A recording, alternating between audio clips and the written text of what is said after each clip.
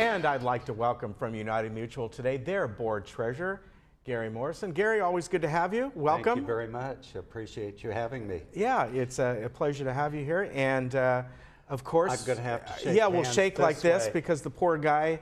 And I want to apologize to all of you for being casually dressed, but I broke my arm, had surgery, and I can't really fit into many clothes. That's all right. We'll forgive you. All right, thank you. So the start of the new year, basically, you know, we're a month in. Yeah. We've passed January, believe it or not. Amazing. But this is the time that pretty soon, I think, I don't know if it's your next meeting or you kind of get a look at the year back, don't you, year to date? This is what we're talking about today Yeah. is year end, Yes. 12/31. Yeah. And so then we'll be having an audit of the books, and then we'll be making adjustments. So the figures that I'm talking about today will be preliminary figures. Okay, great. Yeah. So I'm going to get started here. So the income statement as of 12/31/2018, total revenue year to date was $40,971,000. Total expenses year to date, $43,134,000. So we were actually worse than budget. So we had excess expenses over revenues of $2,163,000. The major differences were property taxes, which of course are an estimate, and we never really know how those are going to end up because it depends on the selling prices Right. of the homes. Yeah. Water intrusion, and also we had a lot of water usage that this year that we did not budget. So United was worse than budget by $1,204,000, and basically in the categories of employee compensation, we had savings due to delayed progress of certain reserve programs, the outsourcing of water heaters, dry watt, building structures, delayed, and a mix of smaller buildings being painted requiring fewer materials and hours. Our materials and supplies is more cost effective because the product we selected for water heater replacements in the first part of the year were less expensive. However, it was decided that we would go back to the other ones, which has a 10-year warranty on the water heaters. Outside services is all due to timing. We had dry rot repair program that began in August, and landscape revitalization began in November. So therefore, those areas were up in cost. Interest income, we had higher reserve balances than anticipated, yielding more interest income. Our total assessment revenues were $39,477,000. Non-assessment revenues were $1,494,000, and the non-assessment revenues were 25%, which were miscellaneous fees charged to residents, 26% interest income, 18% laundry income, 29% fees and charges for services to residents, and 2% for merchandise sales. Our total revenues were $40,971,097. Total expenses, $43,134,370. In the expenses, 33% were employee comp and related, 25% property and sales tax, 18% outside services, 10% utilities and telephones, 7% materials and supplies, and the rest were just minute. Excess expenses over revenues were $2,163,000. Now, as I said, these are preliminary figures, so it could go either way. It depends on if a company has not billed us or Right. has maybe overbilled us, and so then we'll move that to 2019, and so it can go either way. So the audit can tell us what we need to change, and that'll be the final. Okay, so there's some number. things that can be shifted? Correct. Okay. Yeah. All right.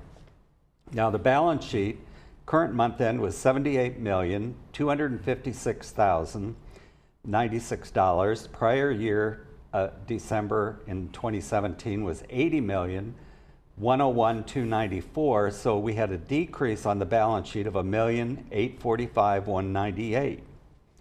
Our delinquencies, current month 18 at 105,494. Our prior month, 17, 99,553. So we were up one delinquency, almost $6,000.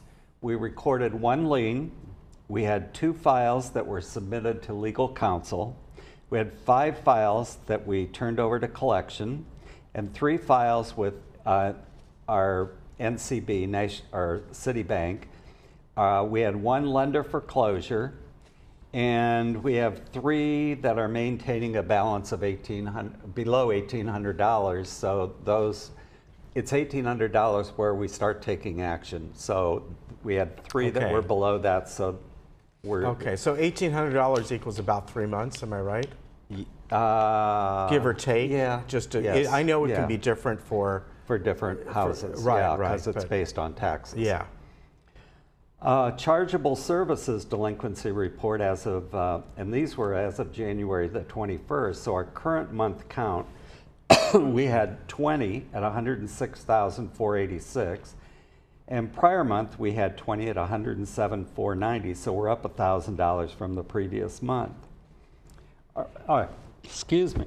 Our monthly resale report as of December 2018, we had 345 resales. The resales last year to date, 481, so we were down 136 sales, or down 28%. Our sales volume, 95,388,540. Last year, 122,803,216. So we're down 27,414,676. So we had a decrease of 22.3% change. Our average resale price this year was $274,454. Our average resale price last year was $255,039. So our average resale price was up almost $20,000, or an increase of 7.6%. Monthly leasing, same 9% as we had in the previous couple months. We are going to have a reserve study performed this year. So the board passed a budget of $40,000, and this is to, we're going to put this RFP out for a bid so that we can get different accounting firms to bid and come in and tell us what they think we need or don't need, and give us the number of years to base that projection upon.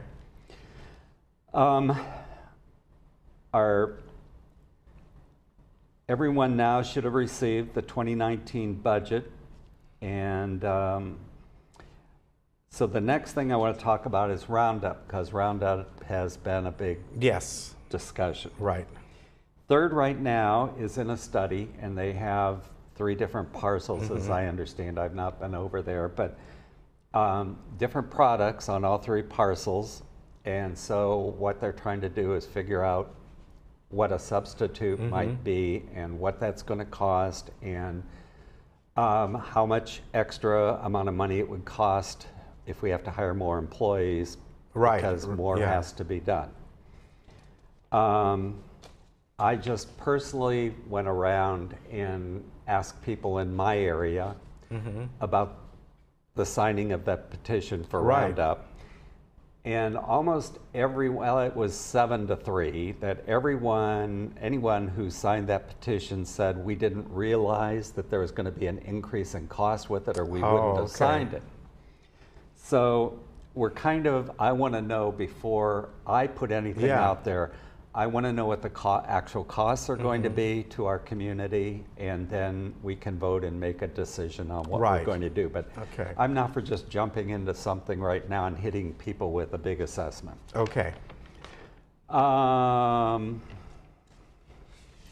We're putting together a study group right now to review the solar package and ascertain if United is receiving the monies that we were promised by the electric companies for going solar. And at this point, we're not really sure where that lies, so that's why we're putting together a group that knows that solar package, and can review everything, and then we can go back to the electric companies and claim funds that we may not have received. Okay. We just passed, or the finance passed a payment plan for delinquent assessments. On December the 18th, United Governing Docs Review Committee requested changes to the draft payment plan agreement and presented it to the Finance Committee. The plan is on a case-by-case basis. Mutual is under no obligation to grant requests. So the Finance Committee voted to initiate an interest rate of 10% per year and a one-time administrative fee of $50 per year for delinquencies. Damage restoration administrative fee. On January the 24th, 2019, at Executive Hearings Committee, a motion was made and carried unanimously to recommend that the board approve a damage restoration administrative fee. This is to impose a monetary charge as a means of reimbursing the association for costs incurred by the association in the repair of damage to a common area and facilities caused by a member or member's guest or tenant. The Finance Committee voted unanimously to impose a 10% reimbursement cost for any values or repairs over $1,000. Okay. Purchase of dryers. United is purchasing 20 dryers from Third, because Third is going to coin operated. Okay. So we talked to them, and we have purchased dryers that are 5 years old or under there. And so we got them for $100. Okay. Not bad. So we saved about $600 per dryer. Yeah. We're getting 20, and so those will be installed in United in the near future.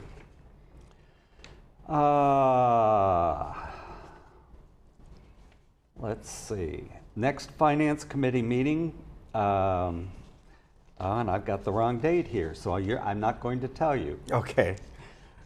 We also have started an investment policy task force, and United, GRF, and Third have all the treasurers, and we all have a committee from each of the areas. Okay.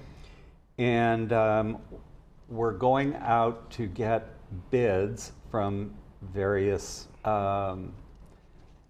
companies to tell us what they can and can't do with the monies that we have in reserves. Okay. And safety is number one. And I imagine there's very specific parameters that's set up Yes. by the state and. Well, somewhat, but not what you would think. But we just here the people are more interested in the Right. safety factor Right. with the reserve funds. But we're, you know, at this point we're making 1 or 2% on our investments, which is low, and then we're paying money That's true. for someone to handle it. So that's kind of where we're going with this, is Okay. to find out if someone can do a better job and handle it for less money. Moisture intrusion. The water intrusion now, well, last year, well, 2 years ago was $1.5 million. It came down last year to about $1,250,000. And this year it's down to $650,000. Okay, And well, that's that's good. because we have been really pushing waistline or the fixing of the waistlines. And so we've gone from 12 years to 6 years. We want to have every building done in 6 years. And basically, you know, I just thought that you can't keep spending $1.5 million cleaning up water and Right. getting ahead of the program. So then we pushed it forward, and I think by the figures, I think we're on the right track. Supply line remediation, we're going to be getting into that also, and this year this would be the first, and it's an expensive proposition. It's going to be estimate is about $8,500 per unit, so Wow. it could be $50 million. So the supply line is not as bad as the waistline was. We have some leaks, but it's not horrible.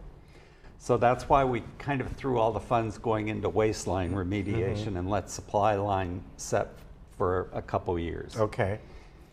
Handyman program seems to be going well, and I think people have good things to say about it, and we are monitoring that to make sure that it does not go negative on us. And how many, do you know offhand how many people? Honestly, I don't know, but it's several hundred, I think. All right. We're also doing electric panel replacements outside, and that's also an expensive proposition, and those also have not been taken care of for years. So we're just trying to take care of all the infrastructure that is going awry at this point in time. CPI, or cost of living increase, we discussed at the board meeting, and I personally feel that if our cost of living goes up 2% a year, then we ought to automatically increase 2% for our budget. Right. I was voted down, so it's not going to happen. Okay. At this time, monthlies are due to increase by $9.53 a month. So that's about all I have. All right, that was a lot. And as you said, you'll have, when do you expect like the final of all this? It'll probably be a month or two. Okay. Yeah, because the outside accountants have to come in, and then they go through things and pull samples and and then delve in if something doesn't look correct, and so it takes a while. Okay, and it looks like it's going to be a challenging year as far as projects and roundup and all that. Yes, yeah. And I just want to tell everybody out there, I did not get a $98,000 bonus, as I've heard going around the community. Oh, really? Oh, okay. yeah. Didn't get it, but I would be happy if you want to give it to me. Yeah, there you go. Thank you very much. All right, Gary, good to see you. You take care. Happy New Year again to you, because I haven't seen you since. Yeah, and same to you. We'll see you again soon. Great. All right. Bye.